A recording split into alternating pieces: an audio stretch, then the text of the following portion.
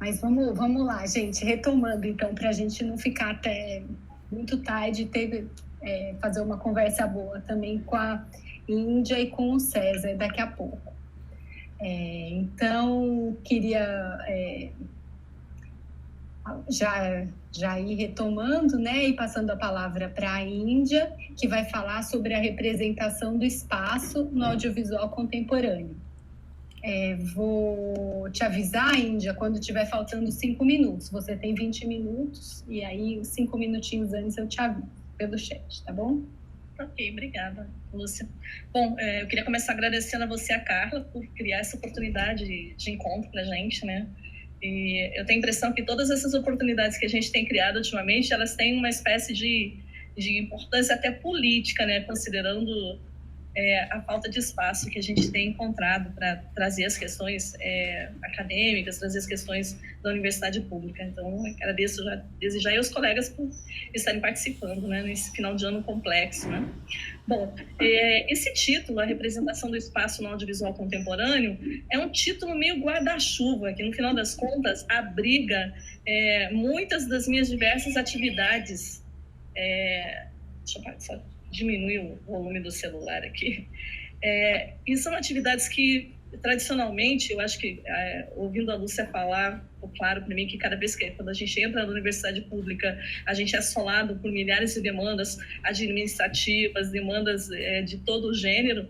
Então, eu venho trabalhando já nos últimos anos, diante desse contexto, numa tentativa de estabelecer relações entre as minhas atividades de ensino, pesquisa e extensão. Isso tem funcionado de certo modo, tá?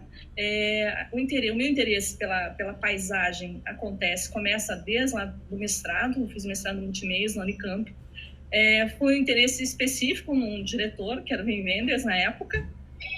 Ele aconteceu em função de uma relação que eu tinha já com uma questão concreta, material da paisagem mesmo. E, desde então, eu venho transitando por esse tema por diferentes caminhos, né? Nos últimos anos, eu entrei em contato com um conceito que me pareceu bastante potente para se relacionar e para dialogar com a questão do espaço, que é o conceito da atmosfera fílmica, tá? Esse conceito, no final das contas, acabou se transformando numa espécie de pedagogia, uma metodologia, um conceito operacional para a minha disciplina de ensino, né, que é a direção de arte. E, por outro lado, a direção de arte, que é a minha disciplina no ensino, acabou me empurrando por uma série de questões de ordem prática, de ordem material dentro da própria universidade, né, que foi a criação de um projeto de extensão que é o acervo material para a direção de arte, tá? O contato com todas essas instâncias aí dentro do espaço universitário e essa relação entre a pesquisa, o ensino e a extensão, de algum modo vão desembocar na pesquisa que eu estou pretendendo fazer a partir de agora, tá? Mas eu vou falar um pouquinho sobre essa perspectiva da representação do espaço para depois entrar na pesquisa. Eu nem coloquei o título da pesquisa porque eu continuo entendendo que a questão, o que me interessa no final das contas é a representação do espaço, só que talvez hoje em dia numa perspectiva um pouco mais concreta, um pouco mais material, que tem a ver com sustentabilidade, tá? Mas eu comecei pensando a questão da representação do espaço a partir de um autor francês que está ligado à narratologia, que é o André Galdier, que faz uma leitura do espaço bem voltada para o espaço fílmico mesmo, pensando nas diferentes possibilidades de significação que você pode gerar a partir do espaço, pensando no quadro, pensando... É uma teoria que hoje, quando você pensa em todas as diferentes telas que a gente tem, talvez pareça até desatualizada. Mas ele traz uma série de contribuições, e foi um dos primeiros autores a se voltar para o objeto fílmico, se voltar para o espaço no cinema e pensar isso dentro de uma perspectiva estruturante, eu diria. Tá? Atualmente, eu trabalho com um autor que é muito mais... que tem uma relação muito mais próxima com o cinema contemporâneo, que é o Antoine Godin. Tá? A gente, inclusive, eu até ia comentar isso com a Lúcia, a gente traduziu um texto dele, um artigo dele, o ano passado, e ainda não tivemos oportunidade de publicar em nenhum lugar. A gente...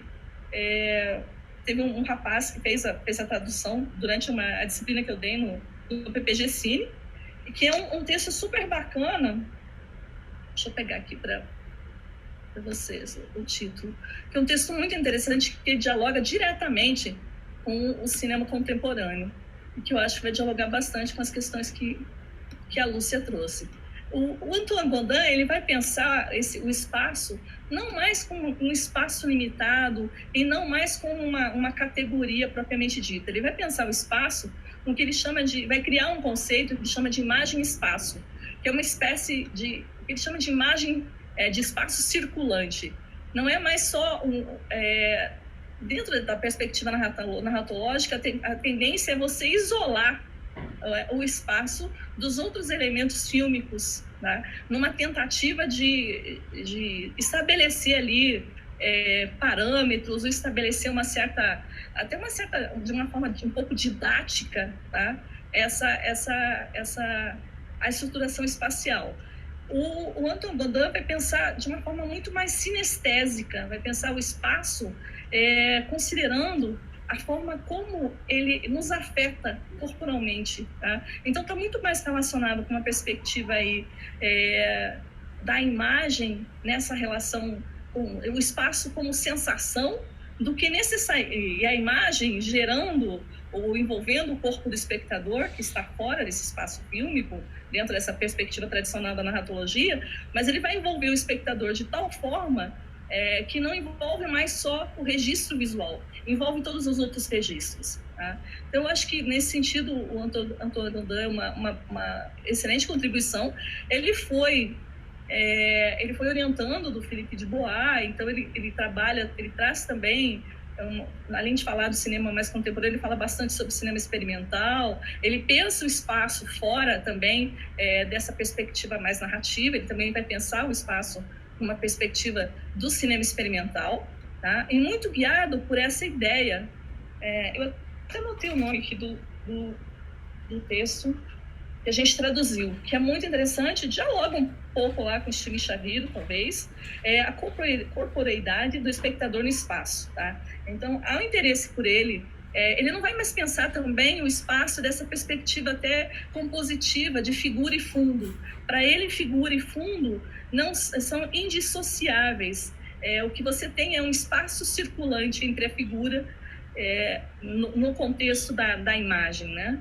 Bom, eu vou depois passar, depois eu tentar conversar até com o Reinaldo para a gente encontrar uma oportunidade de conversar com o Antoine Godin e publicar essa tradução do texto dele na Legenda, que eu acho que seria uma contribuição interessante para os estudos do espaço. Bom, chegando a esse ponto, essa é a perspectiva que tem me interessado em termos de análise. Como eu falei, e é uma perspectiva que dialoga diretamente, de algum modo, com um outro conceito que me é muito importante, que é o conceito da atmosfera fílmica. A atmosfera fílmica, ela está interessada, ela se dá no espaço, tá? Mas ela está interessada em pensar esse outro espaço que não é somente o espaço da materialidade. Ela se funda nesse espaço material, mas ela proporciona outras relações e outras possibilidades, inclusive de análise, inclusive envolvendo a própria questão do som, a questão do ritmo, envolve a montagem. De algum modo, é uma forma de você pensar o espaço considerando todos os elementos fílmicos, e aí eu diria que também dentro dessa perspectiva mais sinestésica, tá? Bom, essa é uma perspectiva com a qual eu tenho trabalhado, tá?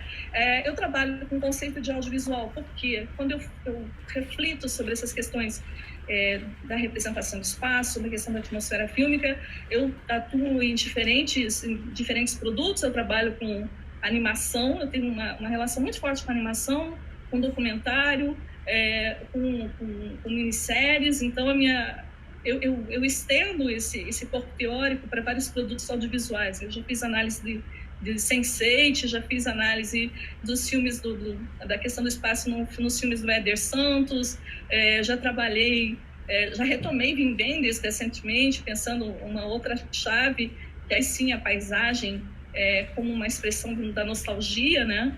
Então, eu transito bastante entre diferentes produtos audiovisuais, partindo dessas duas questões chaves para mim, que é a questão da representação do espaço e a criação da atmosfera fílmica. Bom, agora seguindo para outra cabeça aí de pesquisa que eu planejo desenvolver nos próximos anos. Eu acho que muito implicada pelas questões que vieram com a pandemia, muito implicada com algumas mudanças que eu fiz na minha própria vida e que eu já venho fazendo desde 2017, quando eu fui para o pós-doc. O que me surgiu nos últimos anos e que vem sendo construído gradativamente é uma preocupação muito grande do cinema como parte de uma certa indústria, e uma indústria que, de certo modo, está inserida num meio ambiente e no qual a gente praticamente não tem um debate muito sério, não tem uma preocupação muito grande em quais são os impactos de uma produção cinematográfica quando ela chega num espaço, uma cidadezinha do interior, por exemplo, ou numa paisagem, ou no local. Então, como eu falei, essa é uma perspectiva que eu diria de pesquisa até aplicada. Tá? No início do ano, eu escrevi 2 projetos pensando na edital da prefeitura, um pensando em criação de acervos públicos para a direção de arte, que seriam voltados tanto para cinema como para outros campos, e um outro que foi um banco de locações, tá? Essas 2 propostas aí de trabalho de pesquisa aplicada são propostas que, de algum modo, dialogam com o que eu tenho planejado atualmente. Eu diria que a minha proposta agora de pesquisa, tá, seria pensar o audiovisual nesse contexto aí de sustentabilidade. Até tem um título provisório aí, que seria Produção Audiovisual, Economia Circular e Estratégias de Sustentabilidade. Tá? E isso começou com um trabalho que a gente retomou esse ano, em 2011 ou 12. Eu fiz uma série de entrevistas com diretores de arte para ter material de apoio para as aulas do trabalho na graduação. E esse ano, eu e uma orientanda do doutorado, a Tainá Xavier, retomamos essas entrevistas.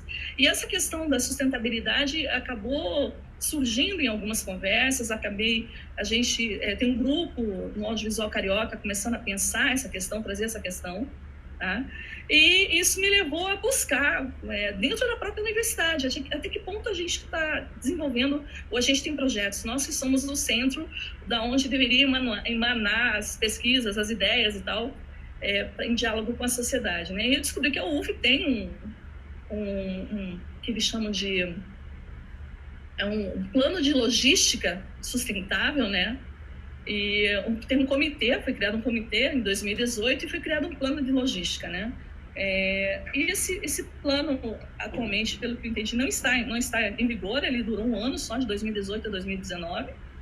E a ideia é até propor uma retomada desse plano, né?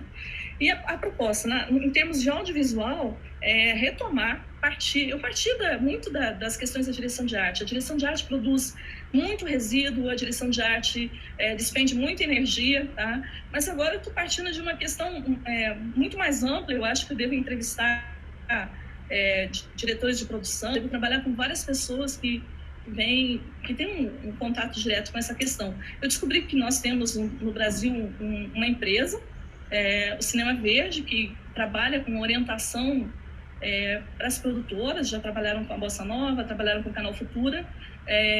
O Projac tem um projeto super bacana de sustentabilidade e reaproveitamento de recursos, tanto os recursos produzidos, utilizados pelo Departamento de Arte, como da própria água, como das reservas de energia mesmo, tá? E só para vocês terem uma ideia, assim, de como essa proposta de pesquisa tem me tomado, se a gente for... Isso é uma pesquisa do Cinema Verde, feita em 2012, tá? Num período que o cinema ainda a gente não estava com uma produção tão intensa, né? A gente tinha uma geração de lixo por set de 200 quilos por dia, um consumo de descartáveis de 10 mil copos e 5 mil talheres, impressões de 10 mil. Além do transporte, do consumo de energia elétrica, aqui até 25 mil quilowatts. Então, estou trazendo essas informações meio com um contexto para mostrar o meu interesse no assunto e o porquê de eu, assim, de algum modo, sair de uma pesquisa que tem um viés muito mais teórico, que está muito mais preocupada com questões estéticas, para uma pesquisa que tem um viés muito mais político, um viés muito mais social, tá? Mas, assim, acho que vocês vão me ouvir falar muito sobre isso. Eu não sei quanto tempo eu tenho ainda aí, Fernando. Rafael? Você teria mais uns 4 minutinhos. Então, só para fechar, para completar, eu gostei da metodologia que o Fernando utilizou, essas minhas idas e vindas entre os diferentes produtos audiovisuais. Esse ano a gente fez um dossiê para ser legenda sobre animação. Foi bacana que a gente teve uma perspectiva de como está a pesquisa em animação no Brasil. Tá?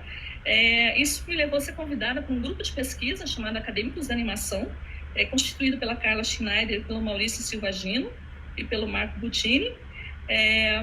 Eu tinha um grupo de pesquisa que, nesse momento, não está ativo. Eu pretendo retomar ele diante dessas novas possibilidades de pesquisa. Tá? E acho que é isso. Gente, eu teria milhares de outras coisas para falar sobre essa questão da perspectiva de sustentabilidade, mas, como eu disse, eu ainda estou organizando a pesquisa, tá? Espero até no próximo seminário trazer dados, trazer novas informações, tá? Mas a ideia, basicamente, é localizar em todos os departamentos, no processo inicial, né? Resíduos, recursos energéticos, tudo que é utilizado, e pensar em alternativas, em propostas e estratégias de como minimizar o impacto ambiental dessas produções, tá?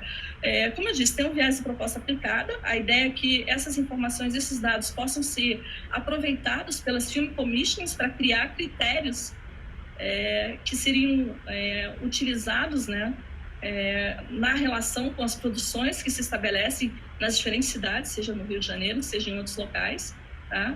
Muito uma preocupação que não só envolve o meio ambiente, a economia, mas também a questão social, de pensar em como essas produções podem efetivamente participar do desenvolvimento econômico, social e ecológico da própria cidade, no sentido de você ter cursos, a produção chegar muito antes, oferecer curso, estabelecer uma relação com essas pessoas locais, usar a mão de obra local, tá? Efetivamente levar uma contribuição para essa cidade, não apenas voltar para aquele princípio do extrativismo, né? Você vai lá, você se apropria dos recursos, tá? E não deixa nada momentânea, né? Eu tenho conversado com Maricá, tenho conversado com Nova Friburgo, que são cidades que têm uma paisagem, uma natureza ainda exuberante, fabulosa, e que tem sido bastante procurada por produções nacionais e internacionais, né? E há uma preocupação nesse sentido de que essas produções, de algum modo, colaborem com a economia local, considerando esses princípios de sustentabilidade, né? E considerando esses princípios aí de preservação do meio ambiente, né? Acho que seria isso. Eu espero no próximo ano estar com a pesquisa mais desenvolvida, com teóricos, com pessoas que têm desenvolvido esse tema. Depois eu posso passar o material para vocês. Já existe, desde 2012, um movimento em Hollywood, né, que chama Hollywood Verde, que vem buscando algumas estratégias e algumas alternativas para a produção audiovisual, uma produção audiovisual mais sustentável. Tá? Obrigada, gente, pela oportunidade. Ótimo, Índia, obrigada. César, microfone é seu.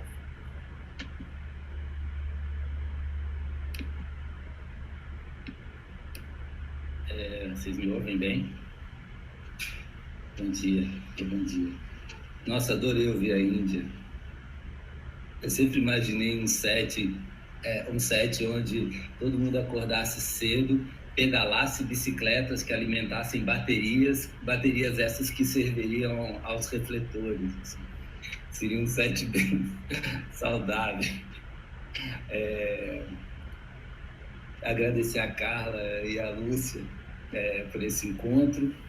E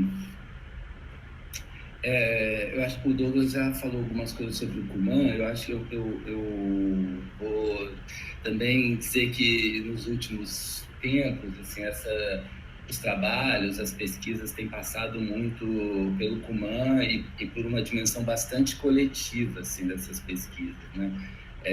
Nesse momento, com Douglas, com o Arthur Medrado, doutorando, com a Viviane, com o Kevin, com a Nívia, com a Eliane Ivo, num projeto específico com o Uruguai, com a Lani, com o Matheus, com pessoas que já tiveram no Cumã, como o Isaac Pitano, o Luiz Garcia, a Aline Portugal, a Tereza Assis Brasil, a Márcia Medeiros, são todas essas, a Milha, a Engato, todas essas são pessoas que a gente tem tido um contato semanal, às vezes 2 vezes por semana,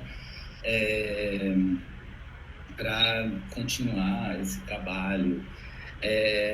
Quando a Carla e a Lúcia me pediram um título, eu mandei um título que talvez faça parte assim, do jeito de lidar com a pesquisa, que é propõe e depois corre atrás, né? Então, eu propus uma trajetória selvagem com Deleuze e Guattari e um corpo na escuta e grupo. Primeiro dizer assim, essa relação com Deleuze e Guattari, todo mundo sabe, ela é antiga, e hoje eu me autorizo a dizer que trata-se de uma relação selvagem, né? Pensando a selvageria um pouco pela inconstância que o Viveiros de Castro fala da inconstância selvagem, né? Uma inconstância selvagem que privilegia a troca antes das identidades, né? Então, é uma relação de troca, é uma relação de encontro e de experiência, e é também uma relação de pouquíssima estabilidade, em que pesquisar com esses autores significa abandoná-los com muita frequência, se sentir abandonado, criar um corpo para viver o desamparo que a teoria pode trazer, né? Uma relação com a teoria que é fundamentalmente de retirada de chão, é muito menos um lugar de estabilidade, de garantias, do que de desamparo. Uma relação que em torno desses pensamentos que não garantem nenhum lugar de maestria, né? Ou de adoração. Ao mesmo tempo, autores que têm autorizado uma relação com a academia, com a universidade, sem nenhuma dívida. Não me sinto em dívida com Deleuze e Guattari, não me sinto em dívida com os teóricos, não me sinto em dívida com nenhuma teoria do cinema ou com a história do cinema, né? Acho que esses autores têm sido muito importantes para fazer proposições e trabalhos sem dívida. Eu diria, então, que trabalhar com eles é menos um programa de estudos do que um campo relacional. Acho que nos últimos 10 anos, no Cumã, eles têm, de uma certa maneira, nos autorizado também uma certa ignorância. E é essa ignorância que tem possibilitado encontros com a educação, sem sermos pedagogos, com a clínica, sem sermos médicos ou psicólogos, etc., né? Encontros que dependem de uma extrema exigência de trabalho, mas ao mesmo tempo de uma ampla margem de experimentação. Queria pensar essa trajetória selvagem, talvez com 3 gestos, assim, né? Primeiro, um certo princípio de transversalidade, que significa que não se trabalha, né, esses autores para se falar sobre eles ou para avançar nos estudos sobre, mas para agir com, né? Agir com, pensar com. Essa transversalidade, então, ela não isola a teoria de uma prática cotidiana, tanto cotidiana da sala de aula, dos grupos de trabalho, e mesmo das formas de escrever e escutar, né? Essa transversalidade, se a gente pegar os termos do Deleuze e Guattari, ela tem uma dimensão maquínica, né? Ela coloca em relação heterogêneos esses que vão dos discursos aos afetos, do corpo, do encontro, das drogas, etc., né? O Deleuze, talvez, Deleuze e Guattari tenham instigado a essa metodologia, a esse trabalho, esse modo de trabalho, que é muito desafiador, que é de como colocar junto uma heterogeneidade em que, por princípio, não é possível um limite claro, bem estruturado, etc. Ao mesmo tempo que essa trajetória selvagem, né, por esse princípio de transversalidade, ele afeta vida intelectual, vida prática, nesses temas que esses autores não pararam de nos instigar e que nos convocam também, né? A política, a arte, os processos subjetivos, os múltiplos agenciamentos de signos e o cinema, de alguma maneira, transversal também a todos esses pontos. Um segundo gesto que me parece atravessar esses trabalhos é uma ética, né, de não falar por, né? Não falar por. Nessa trajetória selvagem, né, esses autores, eles não vêm substituir outras formas de ver o mundo, nem nos apresentam pensamentos que representam, que se fazem como formas acabadas de representação do mundo, né? Então, dentro dessa lógica de não falar por, selvagemente, eu diria que o pesquisador é muito mais um coletor, um catador, um montador, marcado por um nomadismo, muito mais do que um sedentário, plantador, industrial ou civilizado. Seríamos, assim, mais cosmocêntricos que etnocêntricos. Esse seria um grande desafio que Deleuze e Guattari nos coloca, né? E, finalmente, eu diria de uma lógica do não isolamento, né? Se a gente pensar um processo inconsciente, ele não é isolado das formas de exploração e modulação dos desejos no capitalismo, né? Uma forma numa tela do Francis Bacon ou uma fala esquizofrênica de um personagem do Jean Eustache. Eu cito Jean Eustache porque na pandemia eu mergulhei na obra do Jean Eustache, absolutamente encantado por esse cara, por o que ele fez. Então, uma fala num filme do Jean Eustache, ela não é separada desse desfazimento, né, dos modos de vida que às vezes nos tocam, exigindo nomes, identidades, etc. Então, acho que no Cuman, nesses últimos anos, quando a gente foi pensar o documentário, a educação, seja em projetos, filmes, extensão, artigos, etc., ou como agora, né, experimentando a pesquisa e uma prática junto com essa dimensão clínica do cinema, das artes, todos esses objetos, né, eles foram abordados dentro dessa lógica maquínica, desse não isolamento, né? Então, nessa dimensão maquínica, a gente está sempre voltando a esses processos subjetivos, não individuais, né, como seria fundamental, se pensando junto com esses autores, e atravessado pelas mais variadas forças, né?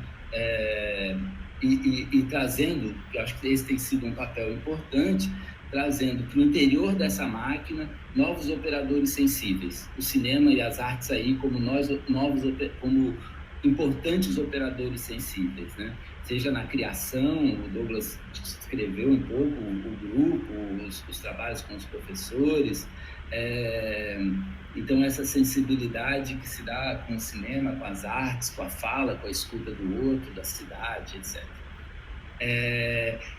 Essas inquietações, assim, essas três lógicas, né, do não isolamento, não falar por, esse princípio de transversalidade, de alguma maneira nos afasta daquilo que eles chamaram de máquinas binárias, né, essas escolhas muito duras, desses recortes duros entre um e outro, homem e mulher, rico e pobre, certo e errado, tudo que está eliminando tudo que está entre, né?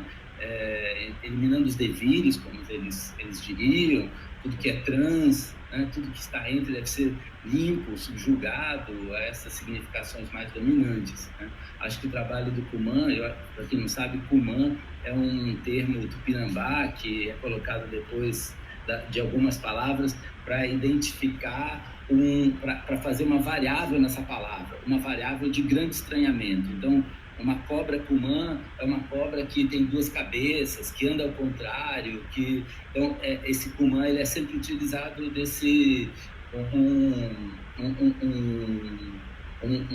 uma palavra que faz variar, indicando um estranhamento, indicando alguma coisa que ainda não tem nome. E estranhar as máquinas binárias é instaurar um cumã, né? Instaurar um entre que ainda não tem nome. Esse nada isolar, que me parece um desafio desneurotizante radical que os autores propuseram formulando conceitos de não isolamento, né, como rizomas, máquinas, etc. Desneurotizante não é à toa que eles fazem essa grande virada, que é pensar os processos subjetivos não a partir da marca da neurose, como vinha da psicanálise freudiana, lacaniana, mas a partir da dimensão esquizo, da dimensão psicótica, né? Então, pensar esse não isolamento para se livrar das centralidades, dos fundamentos, das palavras exatas, das formas pré-concebidas de julgamento, uma lógica propriamente godardiana, né? Onde, agora citando Deleuze, há apenas palavras inexatas para designar alguma coisa exatamente. E cumã é de alguma maneira, essa palavra inexata para designar alguma coisa exatamente. Então, eu diria que essa proposta de grupos não profissionais que há algum tempo vem nos ocupando, né, e que estiveram ali entre o cinema e a educação, entre o cinema e a clínica, tem apostado nessa ideia da imagem como uma conexão e criação com um não-eu, com um fora, né, com alguma coisa que nos coloca numa possibilidade de interação, de complexificação com o que nos escapa como sujeitos centrados no eu, egóicos, né? Por isso os grupos de criação, por isso a ideia da não identificação, como Douglas colocava, por isso a produção constante, já tendo o cinema documentário, tendo o cinema experimental, como um modo de conexão com alguma coisa que está para além da gente, que triangula as relações. Quando a gente está num grupo, a gente está menos interessado na relação entre um sujeito e outro, mas no modo como esse grupo se relaciona com alguma coisa que está fora. Justamente esses elementos que chegam com as produções, com os sons, com as imagens ali produzidas, né? Há 10 anos eu defendi uma tese que tinha no título Eu sou aquele que está de saída, e eu acho que eu não parei nesses últimos 10 anos de lidar com essa noção, né? Com como estar de saída, como se fazer obsoleto, né? Na prática com os alunos, na prática com os grupos, nos múltiplos lugares em que nos dispusemos a estar, né? Como nos fazer obsoleto, como nos retirar, como estar sempre de alguma forma de saída, seja nos processos artísticos, subjetivos, educacionais, clínicos, etc. Temos pensado o grupo como um território possível para a desterritorialização, né?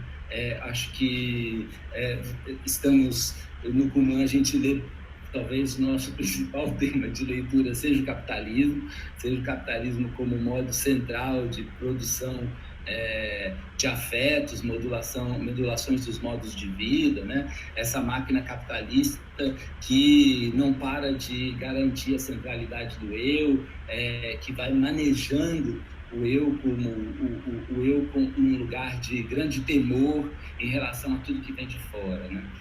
O capitalismo como uma máquina de manutenção de uma suposta inteireza narcísica. E eu diria que, de alguma maneira, num certo embate com essa inteireza narcísica que o capitalismo reforça nesse binômio narcisismo e paranoia, né? Por um lado, uma hipercentralidade do eu, por outro, um temor de tudo que pode rachar esse eu, um temor com tudo que vem de fora. Eu diria que é num embate com essa dinâmica narcisista paranoica que muitas das nossas metodologias e mobilizações em torno do trabalho com o cinema e com as artes têm aparecido. Deleuze e Guattari com frequência disseram: não basta gritar viva o múltiplo, né? Não basta gritar viva os devires minoritários, é preciso fazê-los, é preciso ter um corpo para fazê-los, né? Eu tenho a impressão que isso tem também mobilizado muito os trabalhos do Kuman, né? O que é constituir um corpo para fazer, para potencializar esses devires minoritários, para potencializar esse múltiplo. Por isso que para a gente, nesse tempo, nesses anos de UFM, 12 anos, essa dimensão teórica e prática, elas pouco se diferenciaram, elas estiveram muito brincadas e ao mesmo tempo sempre renovadas, né?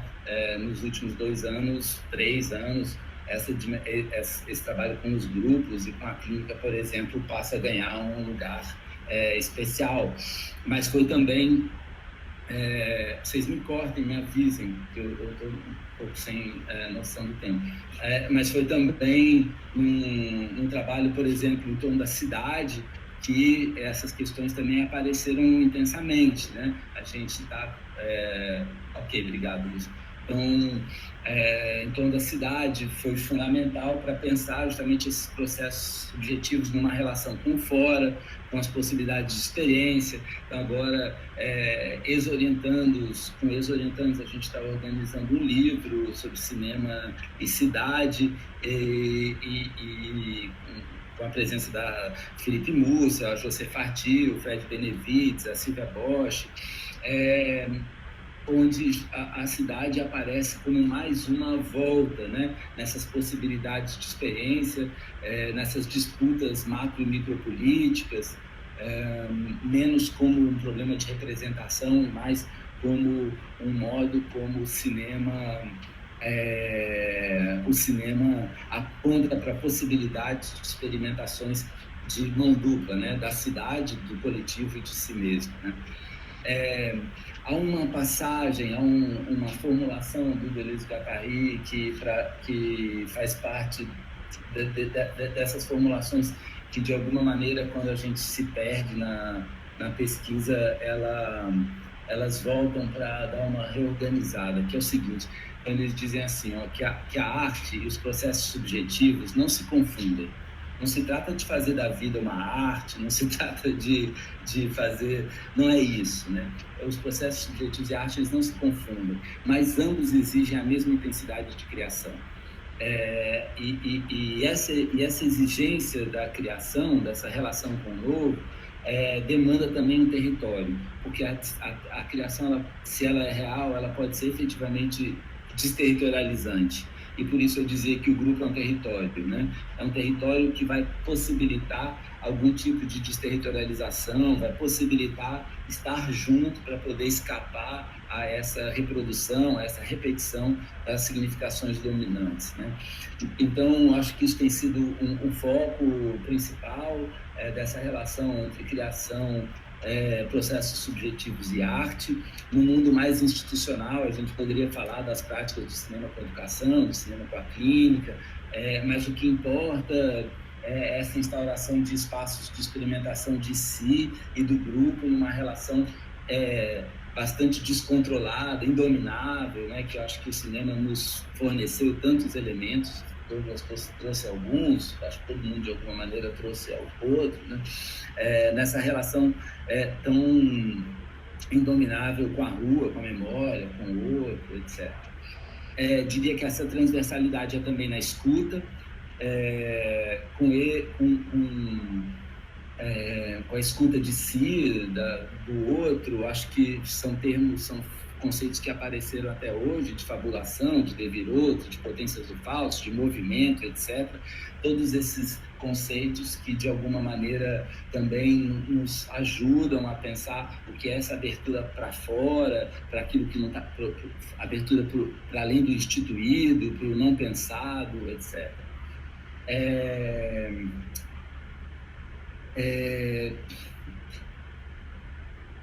Eu falei rapidamente, né, sobre essa ideia da produção de um corpo, e é curioso assim, também falar disso, porque eu estou com Covid e aí essa produção do corpo também vira uma outra coisa, né? Como tem sei lá, o perder o olfato é o outro tipo de produção de corpo sem órgãos, né? Por exemplo, né? Que de repente eu estava em casa e aí eu não sinto o cheiro do queimado, por exemplo. Eu não tinha me tocado que até então a perda do olfato não era só algo estético, mas também um risco de vida, né? E eu acho que são essas experiências com o corpo que nessa trajetória selvagem, essas práticas de grupo, essas múltiplas formas de experimentação com as artes, que é como criar para si, né, um corpo sensível, um corpo esgarçado, um corpo mais complexo, individual e coletivo, afetável e disponível, né, a essa complexidade de possibilidades que se apresentam para si e para os outros. Por isso que... E por mais, só para encerrar, eu diria que em alguns momentos o cinema pode ter... Ele parecia meio distante às vezes, sabe? Mas, curiosamente, nos últimos anos, eu diria que nós voltamos a uma aposta muito grande nas potências do cinema para todo esse processo, né? E aí não é à toa que esses livros do Deleuze que o Douglas citava voltam com tanta frequência, e que ele passou, sei lá, 5, 6 anos da vida se dedicando ali ao cinema, porque encontrava justamente um campo de experimentação para modos intensos, né, de vida, de estar com o outro, a partir do que é possível com o cinema. Então, eu diria, para fechar, que essas práticas de grupo e de escuta, mediados pela criação, talvez nos aproximem de um lugar que o cinema pode ocupar intensamente naquilo que o Deleuze e Guattari chamaram de uma esquizoanálise, né? Como uma prática clínica não centrada no eu, mobilizadora de processos sensíveis heterogêneos, em que a arte, o cinema, a rua tem papel central na construção de um corpo individual e coletivo afetável, né, e disponível a essa complexidade, possibilidade de modos de vida para si e para o outro. É isso. Obrigado pela atenção. Obrigada, César. Melhoras para você. Eu estou bem. Você está bem? Eu estou bem. Que seu olfato volte logo. E muito legal. Olha, acho que quem tiver questões pode ir se inscrevendo. Eu vou fazer rapidinho uma para a Índia e uma para o César. Para a Índia, que legal essa lembrança do trabalho do Antoine Godin. Acho que o César lembra dele. Eu lembro também, a gente conviveu um pouco. Queria, enfim, fazer um comentário sobre essa ideia de espaço circulante. Tem uma coisa que o Viveiros de Castro e a Débora Danowski colocam, com essa crise atual, crise do meio ambiente, que o meio ambiente deixa de ser um espaço circulante e passa a ganhar a centralidade do nosso olhar. Então, eu acho que um pouco essa coisa de figura e fundo, e inversão entre figura e fundo, que eu venho trabalhando assim, passa por esse exercício de olhar para o que normalmente nos circularia como algo que agora, enfim, para onde nossos olhares convergiriam.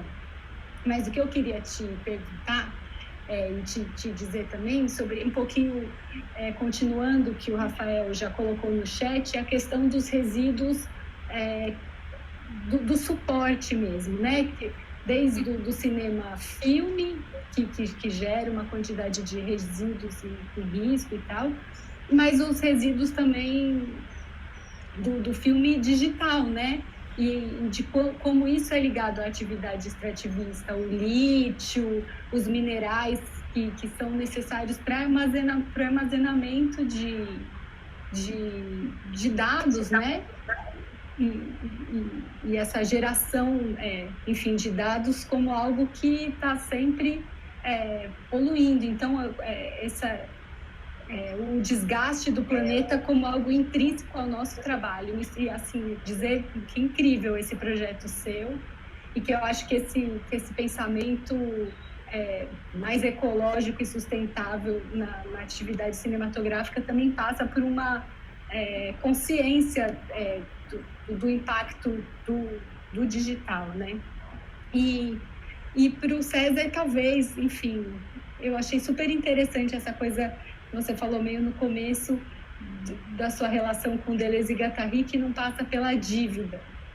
E eu sei que não era assim o centro da sua fala e vou com você e adorei essa ideia da gente se ver como coletor nômade, assim, que me explica um pouco essa coisa que eu nunca paro num lugar e sempre continuo pesquisando um pouquinho mais longe do que eu já fui. Mas queria talvez te ouvir um pouquinho mais sobre essa sensação de não dívida.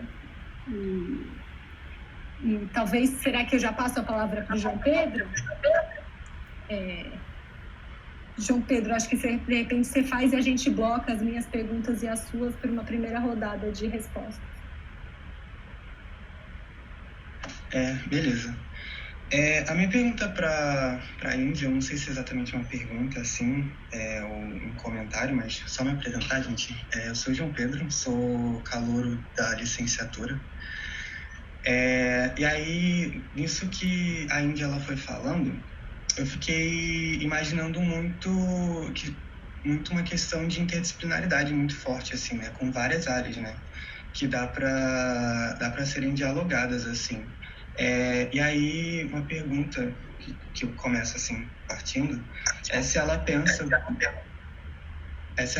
assim, um pouco indo para esses caminhos, mesmo que ela ainda esteja no começo, assim, isso porque antes de vir para o cinema, eu era da química, né?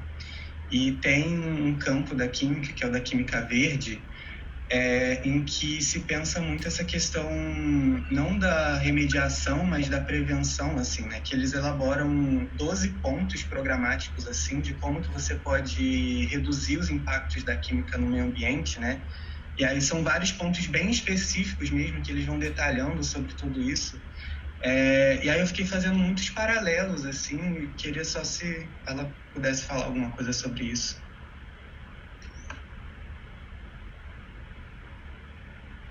Posso começar? Carla quer falar ainda? A Carla pediu para... Só para fechar esse bloco, só rapidinho. Na verdade, sei lá, um comentário, assim, porque quando o César propôs esse título, né, e depois ele foi correr atrás, mas mentira dele que ele tinha o título que está vivo aí, né? Mas assim, eu achei, eu já fiquei imaginando que seria, né? Eu achei já bem interessante, desde a tua proposta inicial, acho que perceber essa cobrança, talvez, né? Assim, por determinadas questões, assim, talvez mais identitárias, que estejam vindo à tona, e aí parece que determinados autores vão ficando demodé, né, sei lá, na academia, e eu acho que quando se traz no título autores tão canônicos como esses, né, eu acho que isso é uma reafirmação da importância dessas pessoas também, né?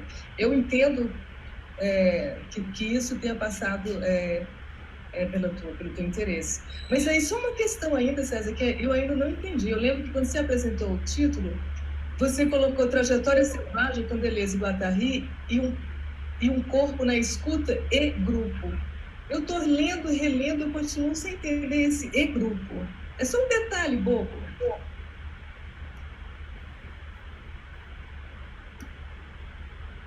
Então vai, Índia, primeiro, depois o César. Então, obrigada pela questão, João Pedro. Então, na verdade, esse é, obviamente, um projeto interdisciplinar, tá? Eu já comecei meio que procurar algumas relações. Eu entrei num projeto ano passado, no início do ano. Gente, eu já estou falando como se 2020 fosse o ano passado, pode isso? Eu entrei num projeto do curso de nutrição no início do ano, que trabalhava com educação ambiental, produção de hortas na escola. É um projeto enorme que tem várias atividades, tá? E é um grupo super bacana porque envolve o pessoal da engenharia agrícola, da engenharia ambiental, o pessoal da nutrição com diferentes possibilidades de pesquisa, tá? E nós temos na UF uma figura super importante, tá? Que vem trabalhando no departamento de economia, que é o Roldan Pedro Muradian Sareste. Vocês devem ter visto o nome dele na mídia essa semana, tá?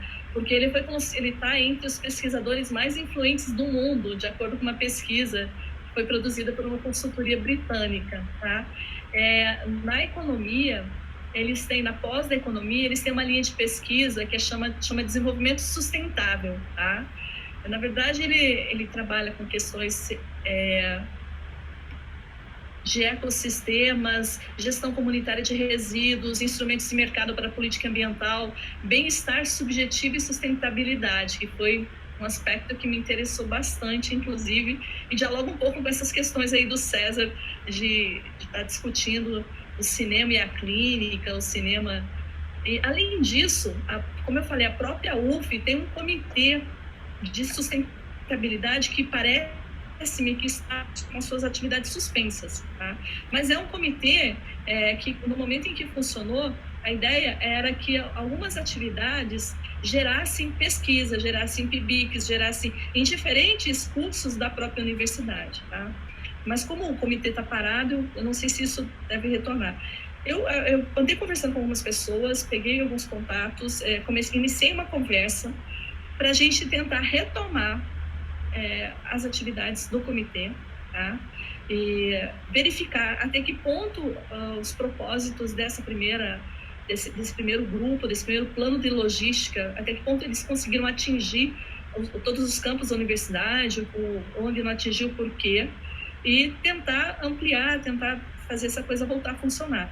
E deslocar a pesquisa, que estava só restrita a alguns campos, para todas as áreas de pesquisa dentro da universidade. A gente tem um trabalho muito bacana na Unicamp, tá? Eles têm um projeto chamado Campus Sustentável, tá? A Unicamp tem um trabalho muito grande, a engenharia mecânica, na metalurgia, são grupos de pesquisa muito fortes, que têm recurso, que têm financiamento. Inclusive, eles têm ônibus elétricos circulando pelo campus da Unicamp. Pelo que eu li da proposta da UF, é uma proposta ainda bastante, eu diria assim, conservadora, uma proposta que está preocupada ainda com a economia de água, mas não pensa em uma forma de gerir, por exemplo, como você já teve experiência com isso, por exemplo, gerir a água cinza, toda a água que é utilizada pela limpeza, que é utilizada nas pias, não pensa em criar ambientes com conforto térmico, que não utilizem tanta energia elétrica. Então, na verdade, o que eu fiz até o momento foi meio que olhar para dentro da nossa própria universidade. Eu peguei a proposta do comitê da UF, li a proposta, comparei com algumas outras instituições que têm propostas de campos sustentáveis também, e já verifiquei um passo além. O que a UF poderia fazer para ir além? Em que medida a UF ainda tem propostas muito conservadoras e está muito aquém das necessidades que a gente tem contemporaneamente, tá? Eu acho que essa é uma pesquisa que eu posso desenvolver tranquilamente de forma remota. Eu vou começar com essas entrevistas, vou começar com esses contatos dentro da própria universidade, depois com as entrevistas com os produtores de filmes brasileiros, de filmes internacionais e coproduções. A ideia também é manter essa conversa com os diretores de arte, tá? É curioso como eu brinquei, né? Eu fico pensando a forma como o César coloca as questões. Eu tenho a impressão que as coisas comigo acontecem muito nesse embate aí com o mundo, né? Nesse vai e volta, assim, na minha relação com as coisas do mundo, né? Quando eu fiz um trabalho com os diretores de arte em 2011, 2012, uma coisa que me chamou muita atenção foi uma conversa que eu tive com a Carla Café. A Carla Café, eles fizeram o Narradores de Javé, numa cidadezinha bem no interior, acho que da Bahia. Deixa eu ver aqui, deixa eu ver o nome da cidade. Acho que é Gameleira, deixa eu ver aqui. Gameleira da Lapa, tá? E o que acontece? A cidade não tinha um sistema de recolhimento de lixo, não tinha um sistema de tratamento do lixo da própria cidade. Quando eles chegaram com a produção, eles tinham uma noção clara de que eles iriam aumentar em muito a produção de lixo local. Aí o que eles fizeram? Eles criaram uma usina, tá? A produção bancou junto com a prefeitura e eles criaram algumas soluções, entre a usina, mas que era um projeto possível para a época, algumas soluções, algumas estratégias na época, tá? Para tentar diminuir o impacto que aquela produção teria naquela cidade, tá? Além disso, uma outra coisa bacana que na época ela comentou, mas que eu sei que pouca gente faz, ela sempre vai antes, nessa ocasião ela foi muito antes para a cidade, para preparar a cidade para a produção, além dessa questão do lixo. Ela também conversou com as pessoas da cidade, viu que profissionais poderiam participar e ajudar ativamente na produção de arte, né? Então ela contratou costureiras locais, eletricistas, uma série de profissionais da região, né? Então, na verdade, toda vez que a gente começa a discutir questões ambientais, a tendência é as pessoas acharem que a gente está preocupada simplesmente com questões ligadas ao lixo, mas, na verdade, você tem aí uma questão social que é muito séria, tá? E que precisa ser colocada nessa conta, que precisa ser pensada, tá?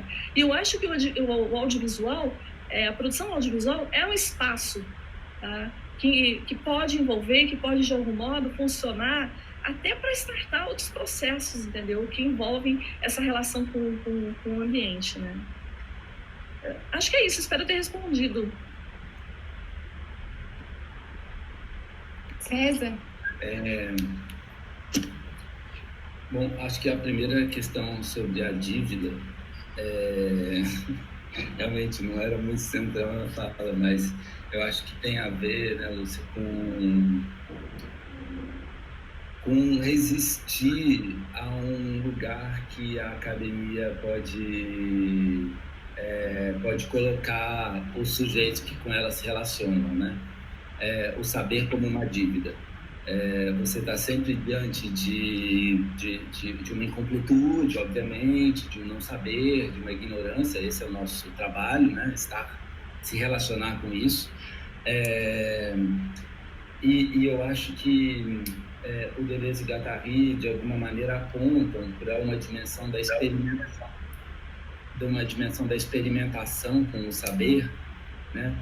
Em que essa experimentação ela está dissociada de um lugar de chegada, ela está dissociada também de um lugar de partida que sirva como fundamento. Acho que, por exemplo, a trajetória que eles fizeram na filosofia, ela é emblemática disso, né? Para produzir o que eles produziram, eles tiveram que refazer relações de uma outra... Índia, acho que está aberto o microfone. Tiveram que refazer uma outra trajetória da filosofia que desfazia, de alguma maneira, aqueles lugares paradigmáticos que levariam eles a possibilitar um pensamento novo, uma criação dentro da filosofia. Ou seja, desfazer a dívida é refazer uma relação com o tempo, é não ter o futuro como algo a que tem que se chegar, como se ele já estivesse pré-determinado, e nem ter o passado como alguma coisa que seria um ponto zero já pré-estabelecido, né? A dimensão da experimentação, ela é uma criação no presente que se desdobra tanto para passado como futuro.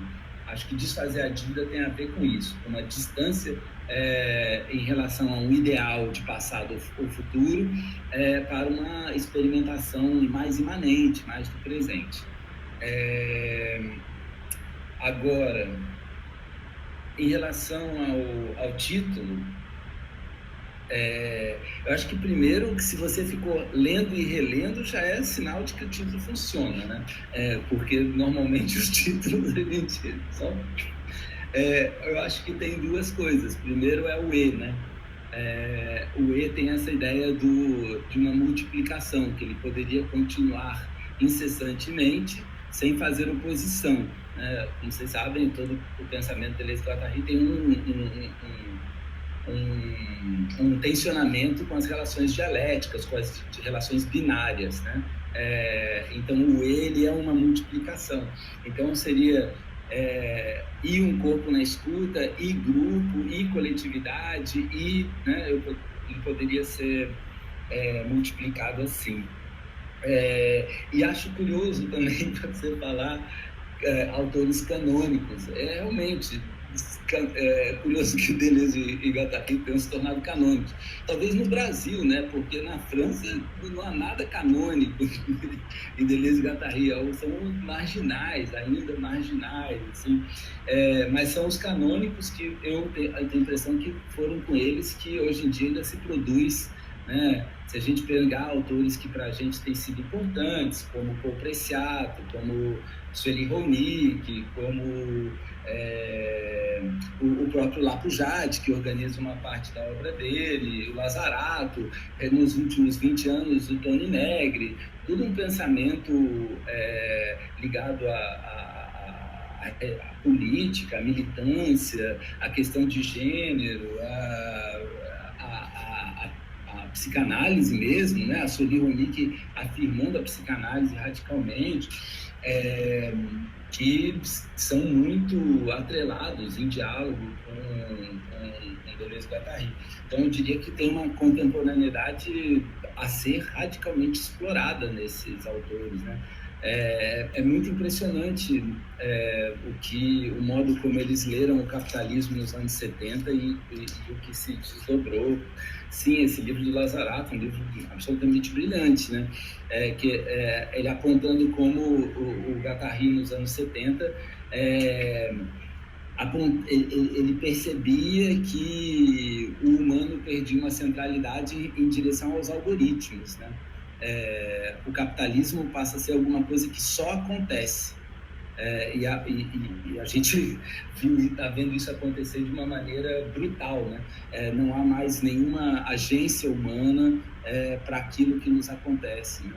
É claro que alguns humanos ganham muito mais do que outros, mas mesmo esses humanos que ganham muito são descartáveis dentro desse algoritmo que se autoproduz. Mas é isso. Não sei se...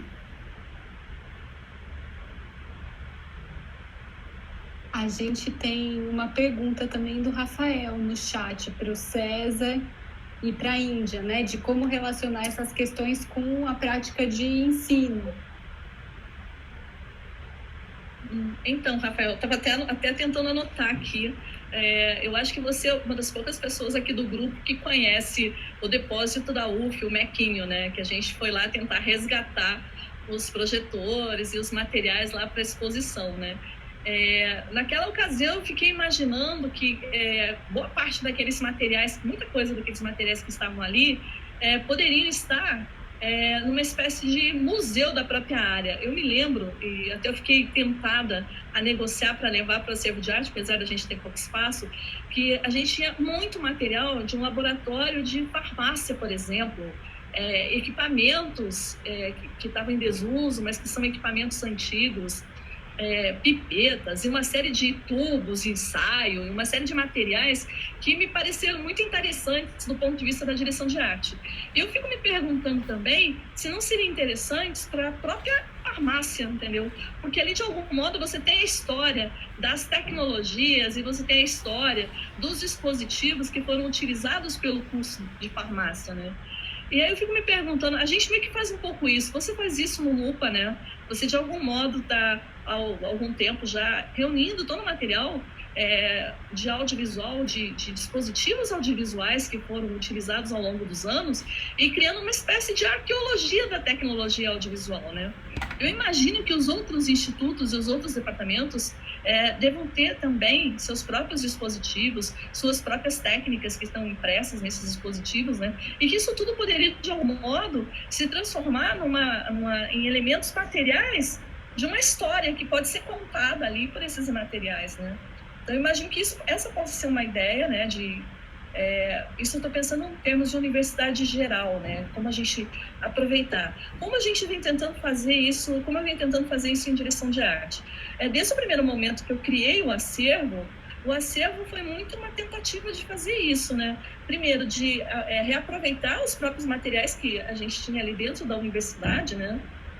O ano passado eu até fiz uma grande doação para você de materiais de câmeras fotográficas, de de materiais que eu reuni ali dentro da própria universidade, que o acervo de arte passou para o Lupa agora, né, já que está muito mais dentro da perspectiva de conservação e preservação que o Lupa propõe, do que estaria dentro do acervo de arte, né, que era uma função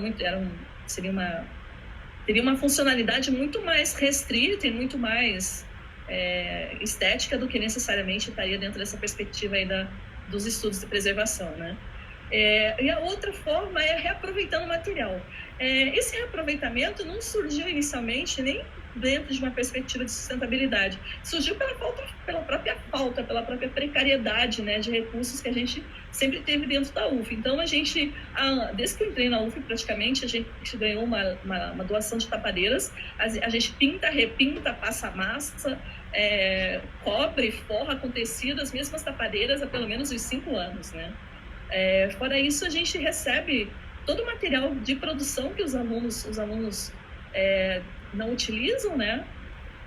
E isso envolve desde objetos que são criados especialmente para os filmes, que ficam guardados e depois podem ser reaproveitados por outras produções, mas também acontece em relação aos materiais que sobram, né? A gente já recebeu papel, já recebeu contact, recebeu tecido. De um modo geral, todo material que não é utilizado nos filmes, eles são orientados a devolver para o acervo, tá? O que a gente tem dificuldade ainda é em relação à questão do espaço. O espaço do acervo é muito pequeno. A gente ainda não consegue receber doações muito grandes de produtoras. Anualmente eu recebo pelo menos uma grande doação.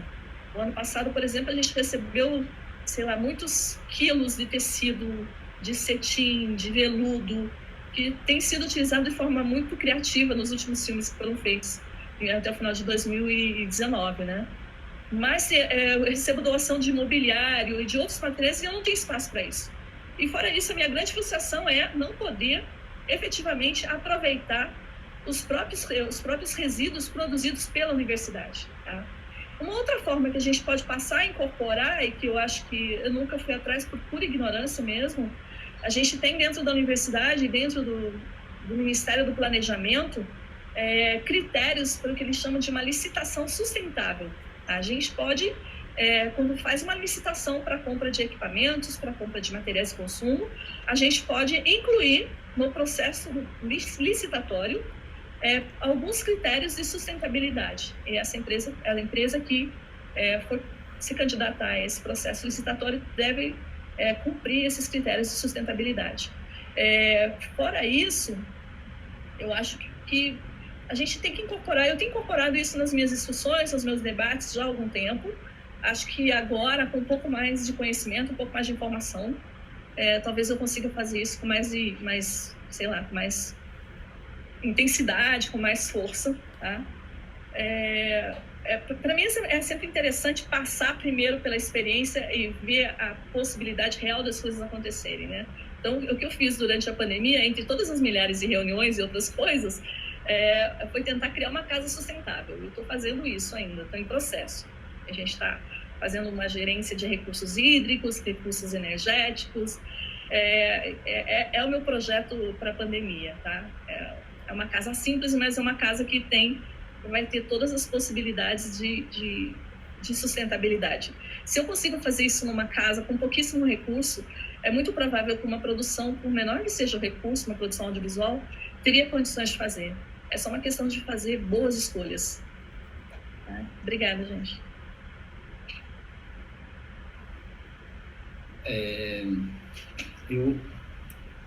Você perguntou da oficina, né, Rafael? Oficina é só um exemplo.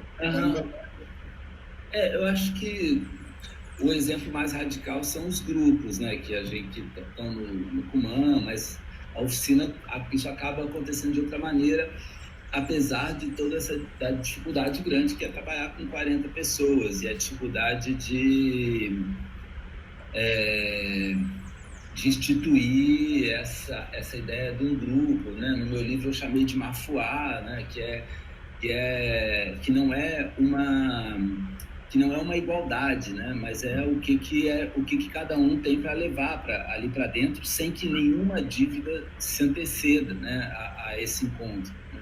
Eu acho que a gente tem experiência assim, de estudantes, né, que às vezes chegam com um certo formato do que é o cinema, do que é o audiovisual, onde o cinema pode atuar, como é que esses signos e essas narrativas se organizam, etc., que é muito opressor, que é muito pesado, né? E no início de curso eu me preocupo bastante em como desfazer essa relação opressora, num mundo em que, obviamente, se livrar da opressão não é algo dado, né? Nós desejamos nossa própria opressão, isso é o nosso modo de funcionamento, né? Mas que terreno a universidade, o departamento pode existir, pode ser para que esse desejo pela própria opressão ele não se enfatize, não se configure. E aí eu acho que a própria prática de criação com o cinema, ela pode ser um desviante disso, né? Se em 6 meses todos os estudantes vivem a experiência da criação com imagem e som, vivem essa experiência, e a partir dessa experiência cada um traz o que tem. Eu tenho provavelmente bastante mais cultura cinematográfica do que os alunos de terceiro período, então a partir dessas criações, a partir de pequenos gestos que podem aparecer ali, é uma história do cinema que vem, são referências que chegam, referências fílmicas, bibliográficas, porque dentro dessa bagunça, dessa não centralidade, é o que eu tenho para trazer, mas ao mesmo tempo é o que outros vão trazer para esses encontros também, que eu acredito, entendo eles como um intensificador de potências criativas individuais e de grupos, né?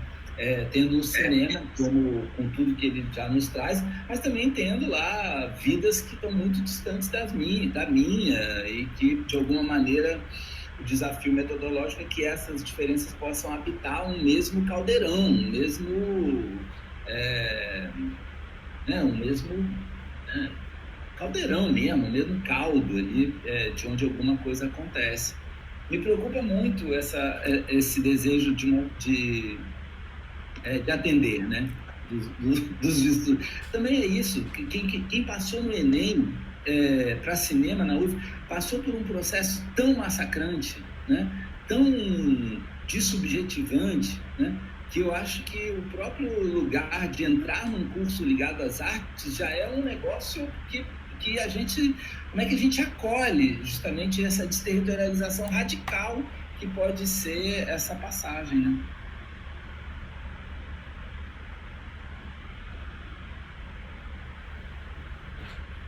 Legal.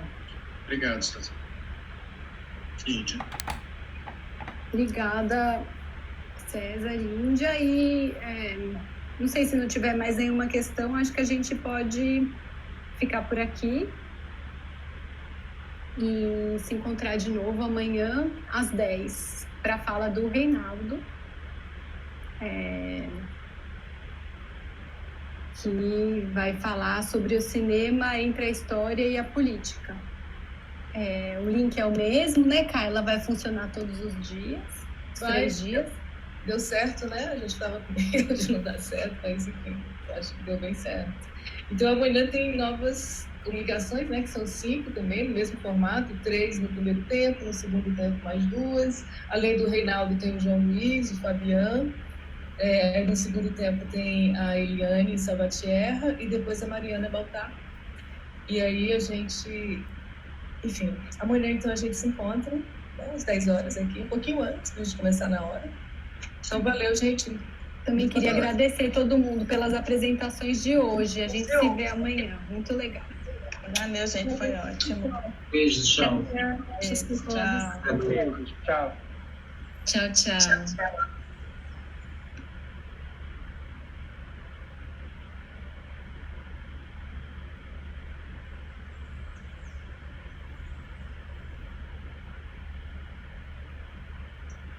Tchau, cara.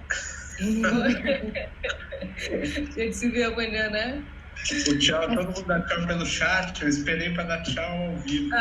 E a gente, parece que se quem abre a sala sai primeiro, parece que você tá, tipo, colocando a vassoura atrás da porta, assim, né? Uma coisa... Tem uma ética, né, assim, de quem sai por último. A ética da pandemia, entendeu?